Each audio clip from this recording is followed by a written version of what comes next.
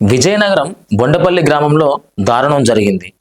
ఆస్తి ఇవ్వలేదన్న కోపంతో కన్న తండ్రినే చంపిండు. పెదమాజీ నాయుడు బాబు అనే వృద్ధుడికి అతని కొడుకు గణేష్కి గొడవలు జరుగుతున్నాయి.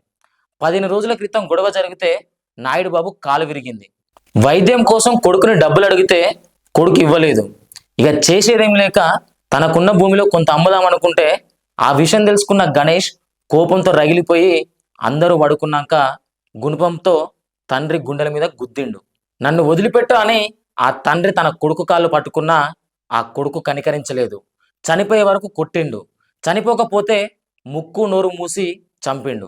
చిన్నప్పటి నుంచి ఆడించి పాడించి పెద్ద చేస్తే మానవత్వం మరిచి మృగంలా ప్రవర్తించిండు. తండ్రి మరణాన్ని సహజ మరణంగా చిత్రీకరించి ఎవరికైనా చెప్తే ఇంట్లో వాళ్ళని చంపేస్తాని బెదిరించిండు. విషయం తెలుసుకున్న గ్రామస్తులు పోలీసులకి సమాచారం ఇచ్చారు.